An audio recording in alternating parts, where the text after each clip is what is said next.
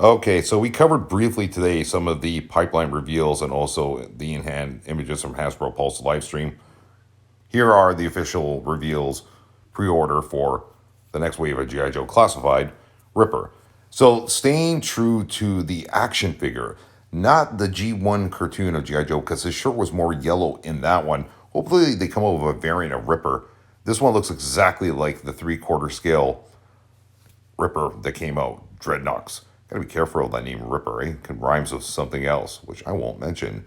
Looks good. I think I'm gonna grab Ripper. Definitely the red sunglasses. I think it's gonna be a really nice photo shoot to do with them. General Hawk. Yeah, look, General Hawk's cool. I mean, we know he's the true leader of G.I. Joe. Came out in what, season number 3, I believe. Was it season 3? Season 3 and 4, what, somewhere around there. Anyway, I think I'm going to pass on General Hawk. I mean, I like General Hawk, don't get me wrong, but it's not enough for me to add it to my collection.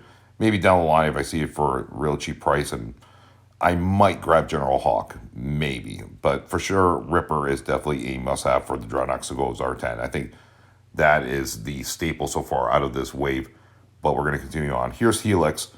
I don't know. I mean, once again, she looks like she's got some pretty cool articulation, some nice poses going on there with the katana swords.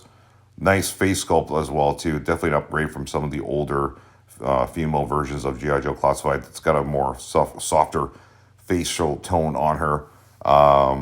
Yeah, I mean, it's nothing wrong with this figure. Don't get me wrong. It looks great. It's got some cool accessories as well, too. But for me, for G.I. Joe personally, I need to have a connection with it, especially from the comics and from the cartoons. So that one's going to be a pass. Now, I know a lot of you love Shockwave here. This one is definitely a hot one that a lot of you certainly are talking about. The colors are very similar to Firefly's, not from the cartoon or from the movies. Firefly from the G.I. Joe comics, where it was basically that teal kind of like blue with the cameo, camouflage on the suit. Just like basically the Super 7 reaction figure of Firefly, which was comic accurate, no doubt about it. So it's got those colors, and it works well for him. I don't know. I'll think about maybe doing a review on him. I'm not going to jump out and get him immediately, but definitely he's a really cool figure. Look, he'd scale very well with Firefly.